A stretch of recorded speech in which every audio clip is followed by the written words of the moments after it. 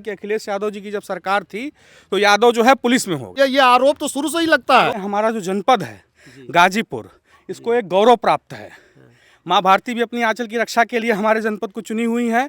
ऐसा कोई भी हिंदुस्तान का प्लाटून और बटालियन नहीं है जहाँ गाजीपुर का जवान नहीं है, तो ये इसी माटी की देन है। एक मामला चल रहा है इस समय, यूजीसी बड़ा मामला चल रहा है। इसके विषय में कुछ बताएंगे आप लोग? बिल्कुल, इसके विषय में हम बता सकते हैं। 14 जनवरी को एक लागू हुआ यूजीसी, जिसमें ओबीसी, एसटी, एससी और तमाम जो शेड्यूल कास्ट की जातियां हैं उनके लिए एक कानून बनाया उनकी सुरक्षा के लिए, कि जो जनरल कास्ट के लोग हैं, जो मतलब प्रताड़ना होती है ना, गैंगवार जिसे कहते हैं, जैसे बच्चों का मोनोपैलिक उनके दबाव बना करके जो लड़के गैंग बनाते हैं उनको निराश किया जाता है, मतलब उनको प्रताड़ित किया जाता है जाति सूचक शब्दों का प्रयोग करके। उन्हीं को लेकर के न्यायालय द्वारा और माननीय सदन द्वारा एक कानून पारित किया गया था, जिसका विरोध हुआ, स्वर्ण समाज ने विरोध किया। अब सुप्रीम कोर्ट ने उसको रोक रखा है। इसके पहले भी तो बच्चे पढ़ते रहे होंगे विद्यालयों में, यूनिवर्सिटियों में, तो आखिर इसकी जरूरत कैसे पड़ गई? जब दिक्कत हुई होगी तभी ना किए होंगे। ये जो यूजीसी कानून आया है, जैसे इसका एक लाइन में अगर हम बोलें तो जैसे वो होता है ना, एक कहावत है कि जबरा मारे और रोने ना दे। तो बच्चों के अंदर जो है ये कास्ट फीलिंग क्यों डाली जा रही है, समझ नहीं आ रहा है। कास्ट फीलिंग दरअसल ये हमारे देश का इतिहास ही है।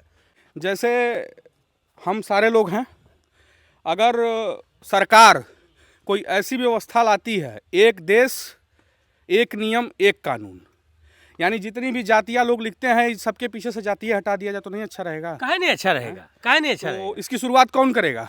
इसकी शुरुआत जो है नौजवान नेता लोग नहीं करेंगे। मैं आपको बता रहा हूँ, नेता लोग नहीं करेंगे। पूछिए क्यों नहीं करेंगे?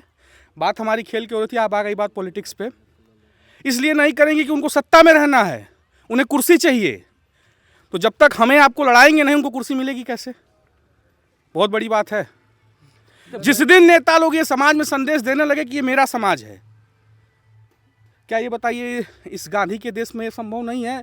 ठीक है, संविधान बना, हम संविधान को मानते हैं कि नहीं मानते हैं? हम न्यायिक व्यवस्था को मानते हैं कि नहीं मानते हैं? मानते हैं ना? बिल्कुल मानते हैं। आज कानून लाया है, कुछ लोग इसका विरोध कर रहे हैं, स्वर्ण समाज के लोग जो हैं वो विरोध कर रहे हैं। वो ये कह रहे हैं कि हमको कहीं इसमें प्रोटेस्ट करने का कहीं इसमें कोई बिंदु ही नहीं रखा गया है। तो ये भी ध्यान में रखना चाहिए। मान लीजिए कोई राजनीति, अगर आप जानते हैं कि छात्र नेता भी एक जीवन होता है। अगर आप पढ़ने जाते हैं किसी विश्वविद्यालय में तो वहाँ से लोग छात्र नेता भी बनते हैं, क्या नेताजी? तो उसमें भी तो द्वेष हो सकता है अगर उसको पटल पे देखा जाए तो। अन्यथा मैं यही कहता हूँ कि अगर कोई भी कानून बन रहा है तो सामने वाले को भी बचाव का अवसर होना चाहिए। हम कानून का सम्मान करेंगे, और नेता लोग जिस दिन ये कानून बना दें कि नहीं एक देश एक नियम एक कानून, सबको मानना पड़ेगा, क्यों नहीं मानेंगे लोग? कहना आसान है कि एक देश एक राष्ट्र और एक कानून और एक जाति, ये तमाम सारी चीज़ें सिर्फ कागज़ पे अच्छी लगती हैं। नहीं, अच्छा मैं इसको सिद्ध कर सकता हूँ। ये वॉलीबॉल का ग्राउंड है, यहाँ पे इतने सारे बच्चे हैं, है ना? यहाँ पे कई जाति से लोग हैं, मैं क्षत्रिय जाति से आता हूँ। कभी मैंने किसी के द्वारा भेदभाव किया है यहाँ पे? कोई भाई बता दे, किसी को भाई छोड़ के कभी कुछ बोला है? कभी हम लोगों में जातिगत वो हुआ है सिस्टम कि नहीं हम कभी किसी के साथ भेदभाव किए हों या किसी तरह का गलत बोले हों? तो यदि एक जाति हम लोग का बन जाए तो क्या नुकसान है? हम तो इसका समर्थन करते हैं। अगर आप लोग समर्थन करते हैं तो ताली बजाइए। सिंह के द्वारा यहाँ इतने समाज के लोग हैं, कभी किसी को, मैं दुकान भी चलाता हूँ, मैं अपने गांव का कोठेदार भी हूँ। आप मेरे गांव में जाके पता कर सकते हैं। मेरे यहाँ एक नियम है, पहले आओ पहले पाओ। ई ना कि तू बाबू साहब हो तो तू पहले लेके जीवो, तू पंडित जी हो तो तू पहले लेके जीवो। यहाँ पे मेरे गांव के यदि कुछ लोग होंगे तो आप पूछ भी सकते। ग्रामीण इलाका है, ग्रामीण इलाकों में वो चीज़ें नहीं हैं। जो सरकार का मोटिव है वो सिर्फ हिंदू मुसलमान और मंदिर मस्जिद के मुद्दे पे चलता है। सारी सुन लीजिए, सारी राजनीति, आपने बिल्कुल कहा कि नेता नहीं चाहते, लेकिन कहीं न कहीं इस मुद्दे पे नेता लोग ही लड़ रहे हैं। सारे नेताओं को एक कैटेगरी में आप मत रखिए। और रही बात भेदभाव की, कहना आसान है। आशुतोष जी हमारी बात सुन लीजिए। और जैसे आप अगर तुलना कर लें, कुलपति लेकर जो आज सबसे ज़्यादा विवाद यूजीसी को लेकर चल रहा है, और सरकार ने एक कानून लाया था कि दरअसल एससी एसटी के लिए तो पहले से ही था, एक ये कानून लाया था कि ओबीसी समाज के जो भी बच्चे जाते हैं यूनिवर्सिटियों में, अगर यूनिवर्सिटी में जाएंगे उनके साथ अगर भेदभाव होता है तो वो शिकायत करने का अधिकार, छोटा सा, मतलब ये बहुत छोटी सी पॉइंट है कि अगर मेरे ऊपर, मैंने पहले ही कहा था कि जबरा मारे और रोए भी ना दे, तो इस कानून का यही उद्देश्य था कि जो ये रोक लगी है सुप्रीम कोर्ट द्वारा, इसका मतलब यही हुआ तो सर कि बच्चों के हमारे अंदर जो है बच्चे- कीड़ा नहीं पनप जाएगा, नहीं बड़ा छोटा जात नहीं, बात का नहीं। भेदभाव का कीड़ा नहीं ये बताइए, पनपेगा। आज तक भेदभाव किसके साथ हुआ है? तो यूजीसी ने ही बोला था कि कैंपस में 118% का ये आंकड़ा हो गया है भेदभाव का। बहुत सारे बच्चे जाते हैं, जब भेदभाव होता है तो आत्महत्या करने के लिए मजबूर हो जाते हैं। और फिर जो ये हो रहा है कि हम सारे लोग यहाँ पे भेदभाव का आप समझिए। देखिए जितने भी विश्वविद्यालय हैं, ये लड़ाई चूँकि छात्र राजनीति की वो हो रही है, जितने भी विश्वविद्यालय के ऊंचे शिखरों पर कुलपति बनकर किसका कुनबा बैठा है? विश्वविद्यालयों के ऊंचे शिखरों पर कुलपति बनकर इनका ही कुनबा बैठा है। और हर ज्ञान के दरवाजे पर किसकी ठाठ चलती है? इन्हीं की चलती है। अदालतों के दरवाज़ों में, अदालतों के कमरों में कौन बैठा है? आप आंकड़ा निकाल लीजिए, इन्हीं के लोग बैठे हैं। अगर न्याय नहीं मिलता है तो संविधान को लोग गाली देते हैं।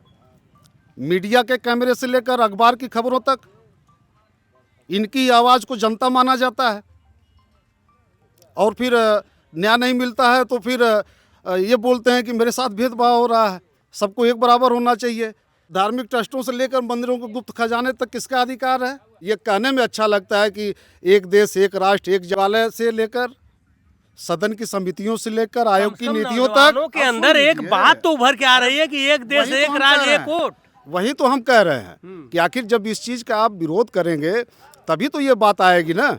आप हाथ पे हाथ रखे बैठे रहेंगे तो कैसे होगा? आज जितनी भी सदन में जो नीतियां बनती हैं, नीति आयोग में जो नीतियां बनती हैं, आज सचिवालय में 80% कुर्सियों पे किसका कब्जा है?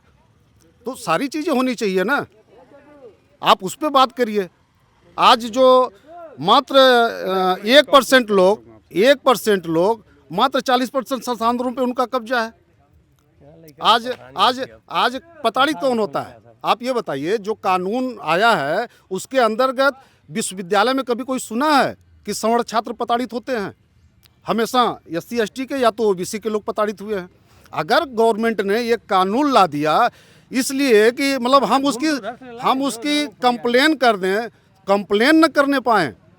मैंने अभी अभी देखा है कुछ यादव समाज पे भी आपत्ति लगता है कि अखिलेश यादव जी की जब सरकार थी तो यादव जो है पुलिस में हो गए। ये आरोप तो शुरू से ही लगता है। आरोप नहीं है। ये आरोप नहीं पूरी बात सुनिए ये हमारी। आरोप लगता है। नहीं, इसके आप बाद बोलने बहन नहीं जी की दीजिएगा, सरकार बोलने नहीं दीजिएगा, इसके फिर हम नहीं बाद बोलेंगे। माननीय बहन जी की नहीं, सरकार नहीं, बनी और तो उस ये सरकार ने भी बताइए, आरोप लगा ये था। बताइए, और नहीं तो कैसे होगा? पूरी भर्ती निष्पक्ष हुई सुनिए, और उसमें कितने मैं लोग भर्ती पे आरोप नहीं लगा रहा हूं। आज आप किसी भी अखाड़े पे चले जाइए, यादव का लड़का तैयारी कर रहा है, सब लोग घर बैठे हैं। आप किसी रोड पे चले जाइए, किसी ग्राउंड पे दौड़ने के लिए, यादव का लड़का अधिक संख्या में दौड़ रहा है। तो ये बताइए, जब यादव के लड़के पढ़ेंगे, यादव के लड़के दौड़ेंगे, यादव के लड़के मेहनत करेंगे तो वो नहीं होंगे तो हम कैसे होंगे? मैं आरोप नहीं लगा रहा हूँ आप पे। माननीय नेताजी, आप नहीं, एक भी आरोप मैं नहीं लगा रहा हूँ। आपने पूरी बात को मेरे सुना नहीं, निहाल भी आपने नहीं सुना। सही आप आरोप आपने नहीं लगाया। यादव का अभी अग्निवीर की भर्ती हुई थी ना, कितने यादव के गाजीपुर से भर्ती हुए थे? रोड पे वो दौड़ेंगे, मेहनत वो करेंगे तो बाबू साहब, पंडित जी या अन्य बिरादरी के लोग कैसे होंगे? सीधी सी बात है, मैं बता रहा हूं आपके कैमरे के माध्यम से कि जो संघर्ष करेगा उसको सफलता मिलेगी, चाहे छोटा पद हो चाहे बड़ा पद हो। जो यूजीसी लाया गया था, इसमें एक पॉइंट और भी थी, जो नौकरियां चोरी कर ली जा रही थी बैकवर्ड समाज के लोगों की। सबसे बड़ी समस्या ये भी थी, अगर 100 वांट निकला तो बैकवर्ड समाज के 60 लोगों को नौकरी मिलती थी। और 40 नौकरियां, प्रधान जी, 40 नौकरियां इसलिए रोक दी जाती थी कि नॉट फॉर सुटेबल। ये चूँकि उनके पास ये अधिकार था और बैकडोर से वो फॉरवर्ड क्लास के लड़कों को भर्ती कर लेते थे। आखिर जो 40 पद गया OBC समाज का, वो कहाँ जाएगा? अभी 69,000 भर्ती, आज भी लखनऊ में बच्चे धरना प्रदर्शन दे रहे हैं।